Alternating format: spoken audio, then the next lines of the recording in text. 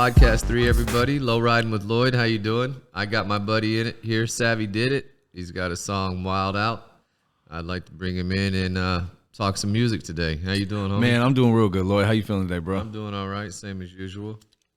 Every day? Yeah, ain't nothing changed Yeah. with the age, you know what Ain't, I mean? ain't nothing but change with the age and the stage, baby. Nah, that's it. That's right, man. So I met this guy. I was actually on Instagram, and he messaged me, and he was asking me if he could use my cars for one of his videos. So I told him, come on out to Long Beach and we'll get it done. And that's how our relationship has started. Facts.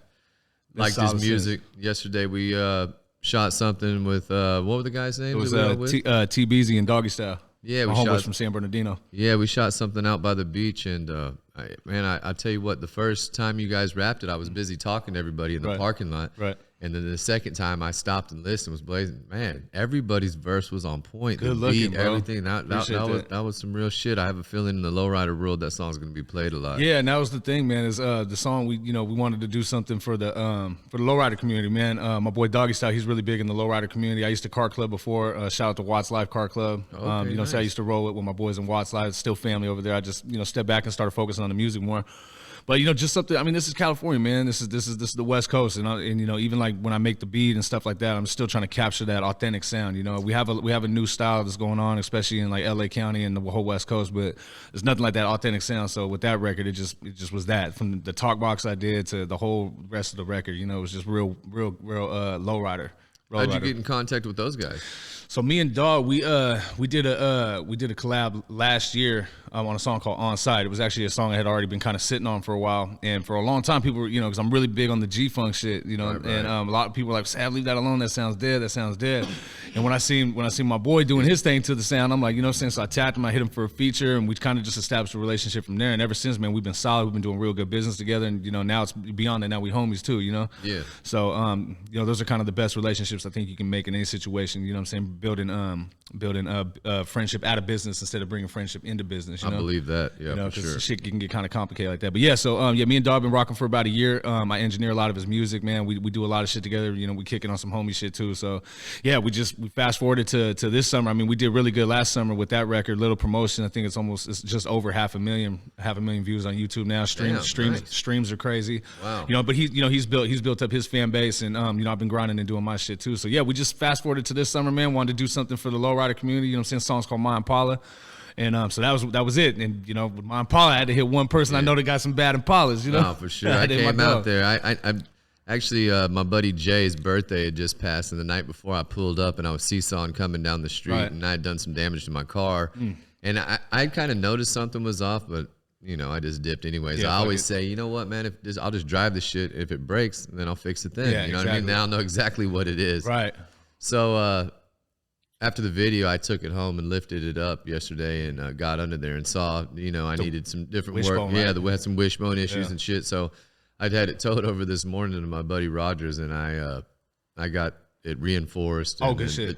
My drive shaft was hitting on the frame. Really? They didn't tunnel it enough, so when I would lock it up all the way, I could hear it rubbing. Oh, and we trimmed that out, so it was all good. But yeah, so yesterday when I was, long story short, when I was there at the video, my car was messed up. Yeah. But I'm still swinging it. Hey, you swinging it though, Hey, fuck it. But that car is so fucking dope, man. I mean, it's just such a classic and an icon too. And I think that was dope too from from our introduction. That was my first time actually seeing it in person. Just the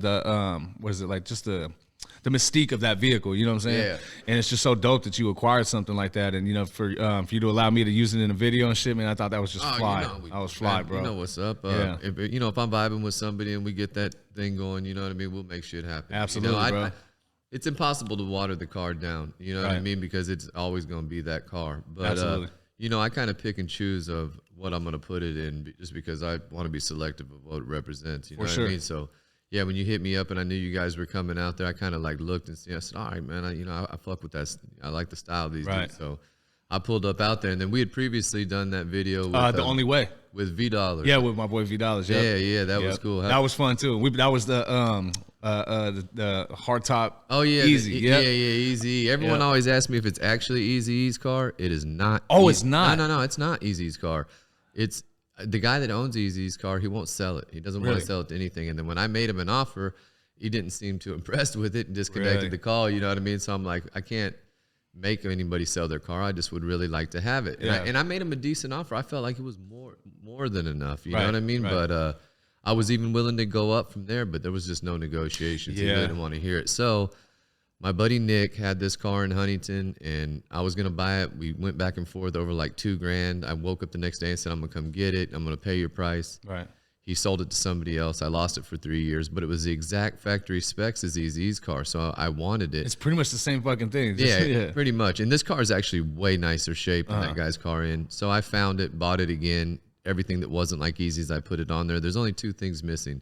I run those halo headlights, and he had original headlights with the half moon on the front. Oh, you're right. Yep. I have them for the car, but they don't work on the halo. And then on the insert, the cloth inserts he had on his seat, that I don't have. But everything else, factory specs, factory AC, everything is just same wheels, same KOs, everything. Yeah, I think what I think is dope about how you kept it. You still kept it pretty original, or pretty similar to the original. But the halos, man, I mean, man, those things just look so dope on there too. So it's like bringing that new school approach to such a classic. You know what I'm saying? I agree. I thought that was dope though. I mean, the half moons are fly too, but right.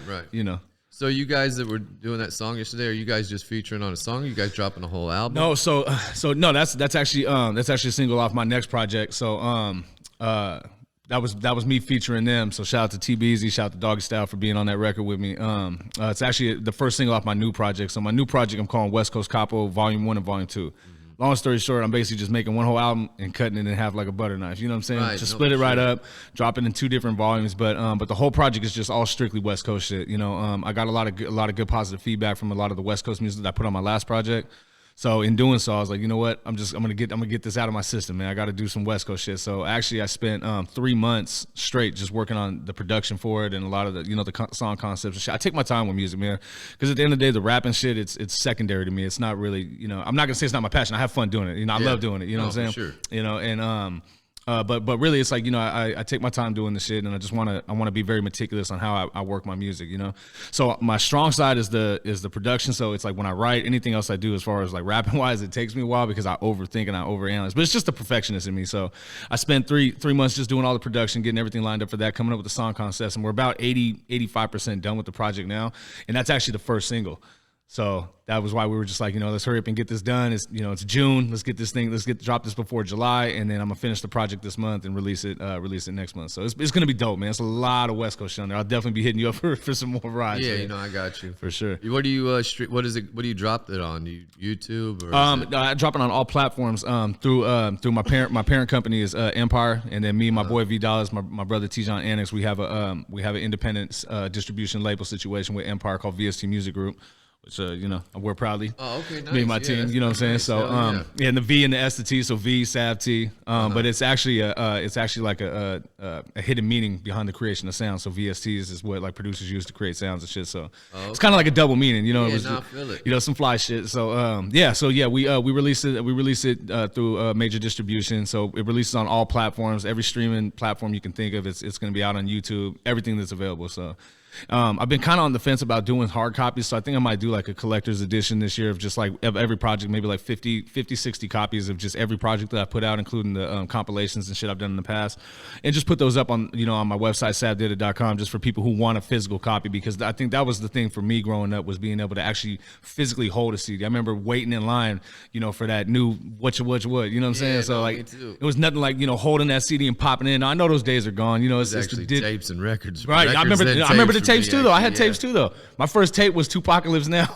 Oh, nice. Back in the day, That's a great one. Back in the day, you know what I'm saying? And then my first CD was actually Pac 2, Me Against the World.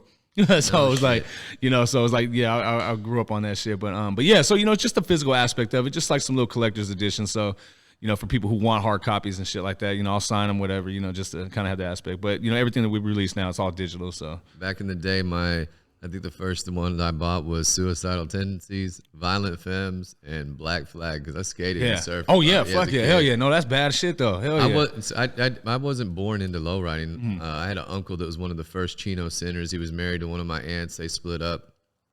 That would have probably been the only tie that I had. I actually got the lowriding addiction through the neighborhood dope man.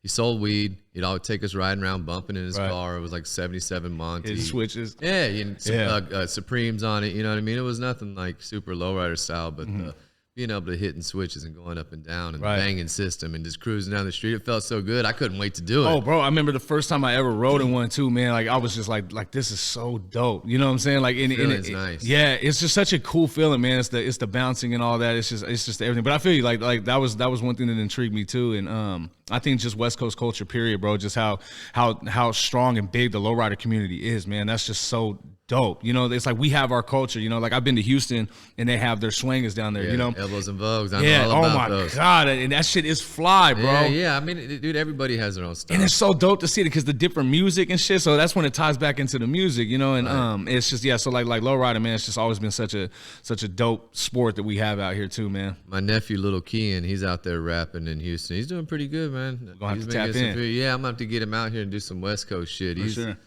On that thugging side of the shit, you know what I mean? I'm trying to keep him free, tell him stick to the music, put the guns away, you know? I hope he's listening. Yeah, it happens, man. Yeah, stay focused on your craft, bro. Yeah, ain't no doubt about it. It gets real out here, man, and you know, like even with me, bro, like, you know, I don't gang bang. I don't knock anybody who does. I try to push positivity, man, and, you know, and grind and hustle. You know what I'm saying? Like that's what I push, man. You know, you know, I have kids at home. I got family and friends and people who depend on me, and it's like the idea is to get away from the bullshit. The idea is to make money, to provide for our family. I mean, that's more. There ain't no more gangster than that to me. When you just taking care of your family, your priorities, your homies straight. You know, that's the go-to. But you know, a lot of us come from different backgrounds and environments, and you know, it's easy to get caught up in that shit. It is. You want that sense of belonging. Yeah. You know what I mean? Some people don't have the family to turn to, and they turn to the streets. You just never know. But yeah, no, I feel that. Yeah. So what direction you headed? What are you gonna do? I think for me personally, man, I'm just winging shit, man. Like, I'm just having fun, bro. I'm just having fun, man. I'm loving to create. I'm loving the artist side right now. You know, I've of course dabbled in, you know, rapping and shit before, but it's like, you know, I took some steps back. Like, okay, well, what do I really want to do? Production's obviously, you know, a huge passion of mine. So, you know, doing that is, you know, always going to be number one in my soul. But you know, right now I'm just having fun with it. I'm gonna keep putting projects out. The reception's been good, you know, and so it's like as long as I can just keep doing it, keep having fun, I'll keep doing it. When I get bored with it, I'll move on. You know, I just put a puzzle piece together. So I'm working on an independent film with this lady, Crystal, and she goes by Hey Movie Girl on Instagram. She's shooting an independent lowrider movie, and I got executive producer and a small part in it. There you go. They're asking me for different people, actors and such, but the soundtrack, that song from yesterday, I bet if you guys work something out, that would be something. Hey, plug me in, whatever she needs, bro. I'm going to. We're gonna get on that after we finish this up here. Yeah. That's a great idea. I didn't even think of it because she was asking me if I knew anybody, you know, and I mean, you know, so busy. It comes off the top of my head. But yeah, now two and two together. I actually have another one too. I'll have to play it off camera because it's not finished. But I have another one too called Sunday Fun Day, and it's pretty much just about our Sundays. Oh, nice. It's pretty much basic low riding shit. We're gonna shoot the video this summer, man. But wait till you hear that vibe. Like yesterday, it was a little more turned up, you know, my Impala shit. Right. This one's the laid back, you know, cruising down the Shaw, you know, going up PCH. You know what I'm saying? Yeah. Sun setting a little bit. You know what I'm saying? Little yak next to you, nice joint rolled up. You know, it's pretty thing next to you in the front seat. You know, it's that kind of vibe, man. So but anything like that. Like I said, I just love our culture, bro. I just love everything that it stands for, and the sound of it. There's a soundtrack to everybody's life, you know, no matter what section you're in. You know, there's so many angles to the culture too. 100%. You know what I mean? It's everything. So I do like that for sure. I mean, I've always had a little bit more seasoning than everybody else. Right. So, you know, I like to think I do too. You know, I like to be out there. I like to have fun, man. There's a lot of things I look forward to. And I was talking with my buddy Jay on the first podcast, and we were talking about favorite spots. Two of my favorites were Broadway and Elysian Park. Oh, 100%. Elysian Park? Oh, my God. I remember going up to Pet Park a bunch of times, too, in San Pedro, man, right at the top. And they actually had something there this weekend. Did they? Oh, man, I missed it. I love Pet Park. I used to have a lot of fun there. Okay. Yeah. Shout out to Jay, by the way. Yeah, I gotta get that fool out here riding. I'm trying to get him on the podcast. Yeah. You know what I mean? Got to. Yeah, man. I remember being just on Sundays, man, like, you know, Compton and Maine. Fucking, you know, of course, you know, over the Crenshaw district, just like all these different spots. I remember we used to also go to the Home Depot on Slauson too.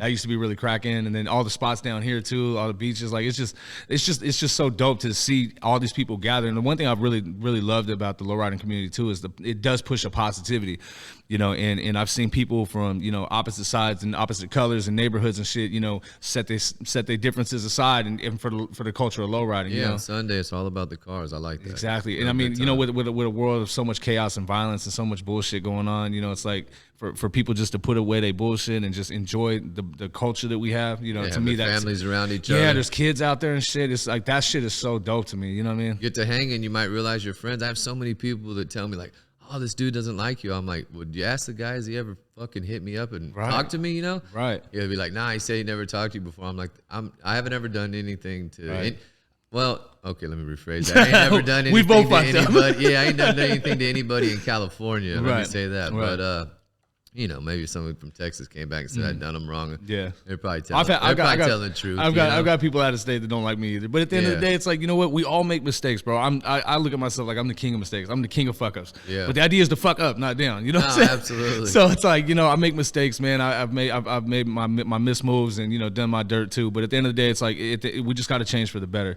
You know, and a wise man told me, you know, it's never a mistake as long as it's a lesson learned. So as long as you learn from that shit and just try not to repeat the same mistake, you're just better than yourself, you know. So I'm trying to every day. I'm just trying to be a better man than I was yesterday. You know what I'm saying? Yeah, no, I feel that shit. Up. Me too. Yeah, my kids kind of changed the game for me a little bit. Mine did too.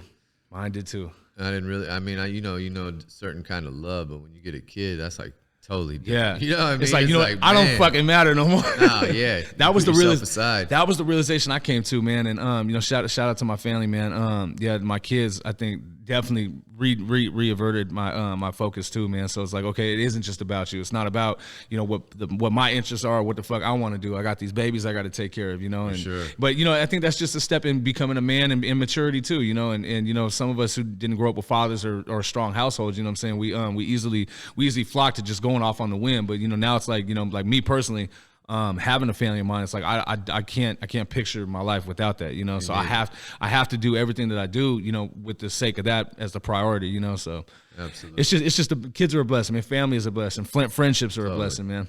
Yeah, I agree 100% on that. My little daughter, she's unreal. Adorable, bro. Oh yeah, she be out there with pops though. She's riding with you, dog. She's smart. She says some shit I don't even know where she picks it up from. Right. I'm like, no one that we know or talks like this, and she'll just come out of the blue or something. It's unreal.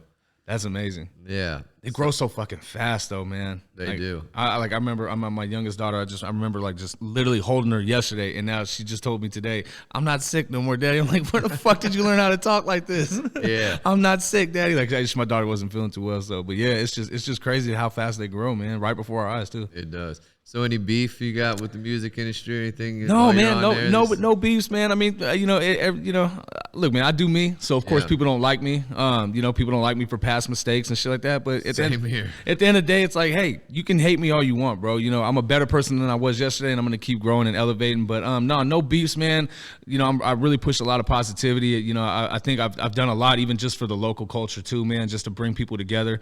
You know, people from opposite sets. You know, bringing them in the studio and you know, helping them create records and shit. And at the end of the day, man, I'm just trying to do dope music. I'm just trying to have fun, because tomorrow's not promised, man. I've lost a lot of people. I lost a few people last year. I just had a call the other day. An older friend of mine passed away.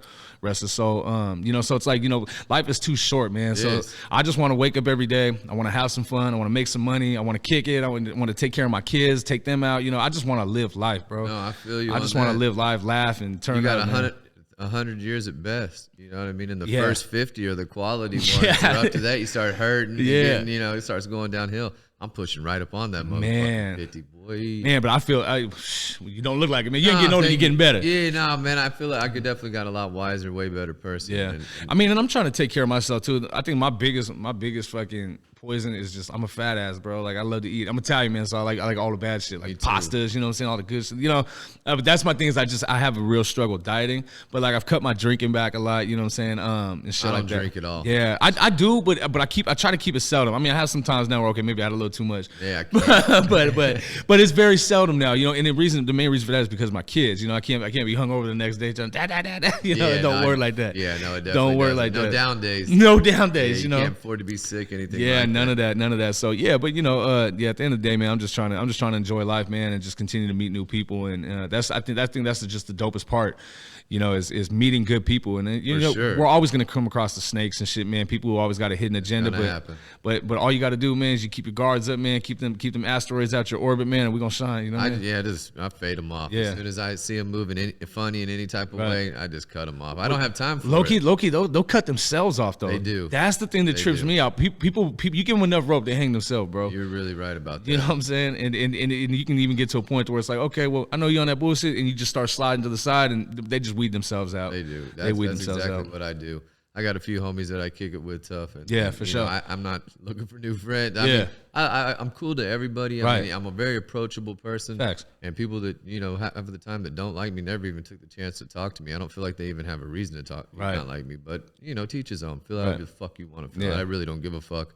I'm busy. I'm not even noticing what you know what I mean? I feel you. And it's like, if you did have a conversation with me, even if it was a mistake I made, we could easily clear the shit up in a conversation, I tell people the first thing I do when they start talking shit to me 95% of the time, depending on what they say, bro, you sure you don't want to collaborate and try to make some money together before we get into this shit? You know what's crazy about that? Not to cut you off, Lloyd. I swear that thought has crossed my mind multiple times. Even people who probably still dislike me to this day, if we just had a conversation and they let the bullshit go, we could probably get a bag.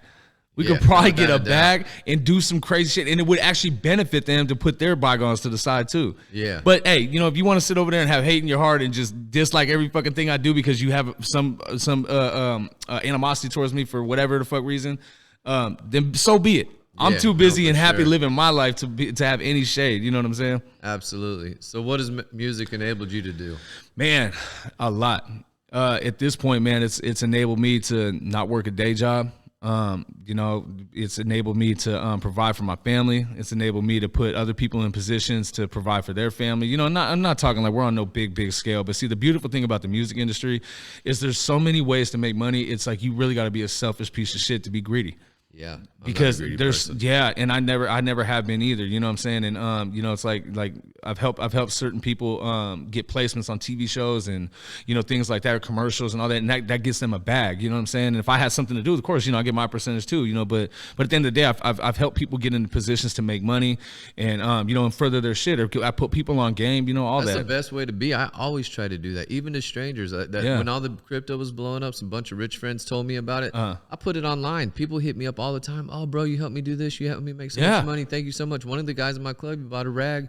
I mean, dude, that's awesome. That's inspiring. Yeah, it was just some information that I passed along. I mean, they had to take their own chance. But right. I mean, it feels good because you're like, some of them said it changed their life. I hope it did. Hopefully for the better. For sure. You know what I mean? And it's funny about that too, because I just got into stocks and crypto probably about a year ago, and my buddy V Dallas, shout out to V Dallas, man. He was actually really adamant on this. He was like, look, man, we're making money doing other things, but let's not keep buying, what I'm saying, designer clothes. Let's put this shit in places where it goes. See, I was blind. When you come up, you're not really taught about credit. You're not taught about, what I'm saying, how to save money. No, especially when you never really had shit. The minute you have it, you can't wait to spend it. Like, damn, I always wanted this or wanted that, instead of investing. So when I learned the power of investing, bro, it changed my life too.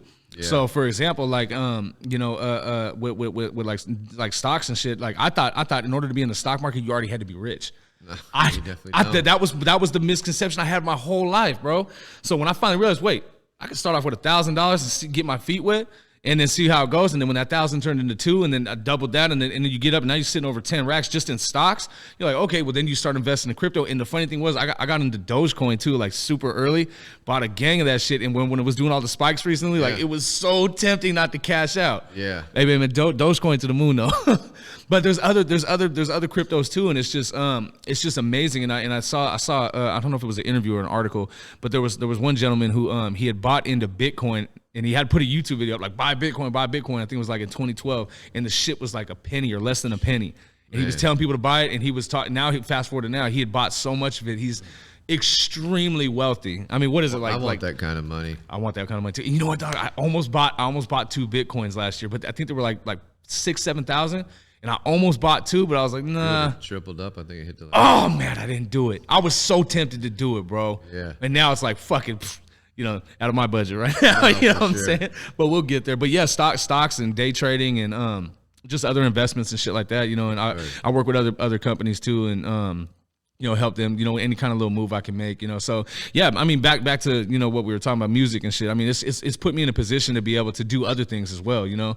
So, cause working, I've worked warehouse jobs. I've ran the streets. I've done all that bullshit. I'm not good at it. You know what I'm saying? Yeah. I'm not good at working a job, and I'm not good at doing illegal shit because I get caught. So like, I just need to do something positive, and music, is my heart and soul.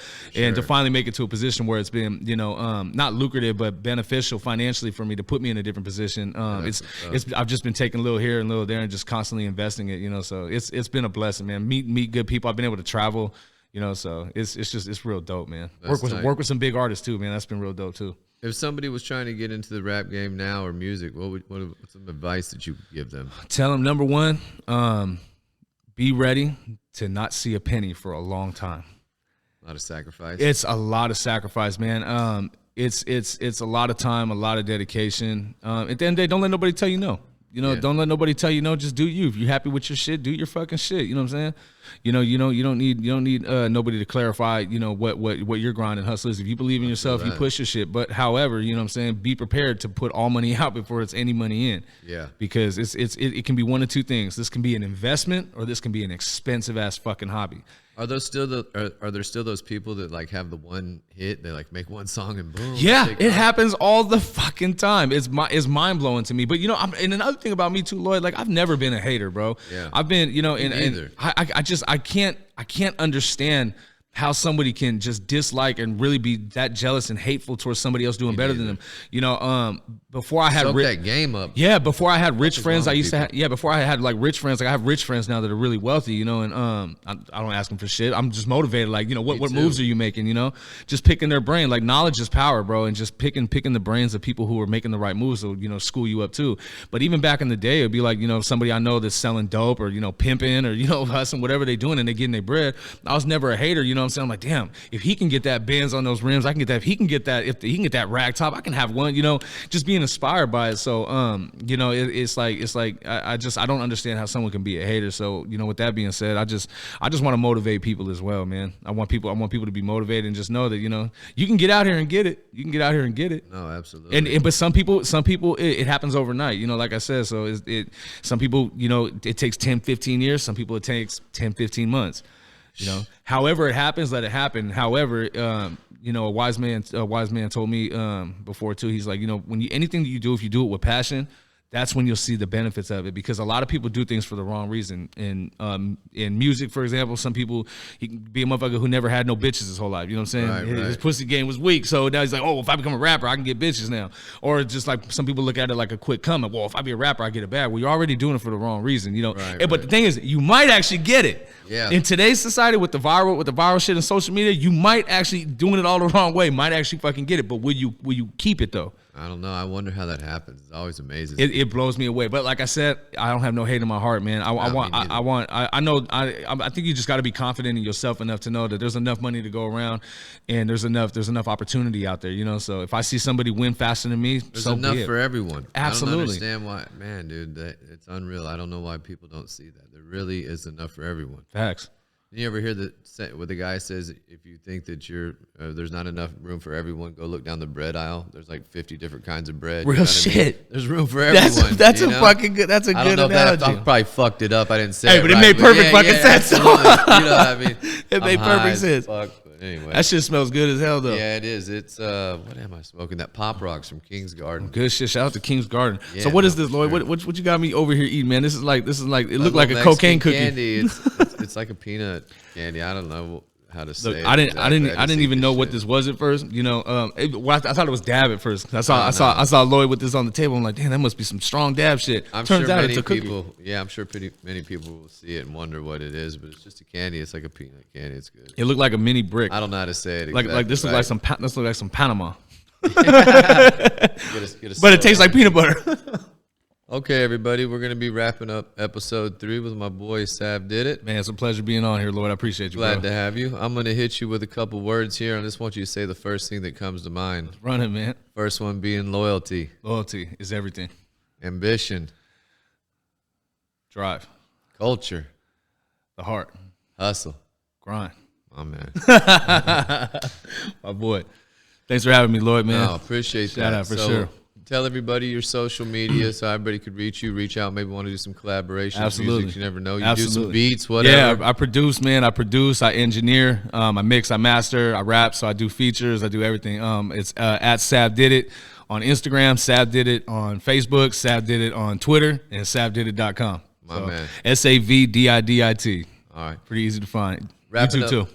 Got you. Wrapping up episode 3. You guys like, subscribe, Low Riding with Lloyd. This is podcast 3. Look forward to seeing you guys again. Just want to say what's up to everybody in the West Coast out of Long Beach. West Side. Yeah, another day, another Impala. I'll see you guys episode 4 coming soon.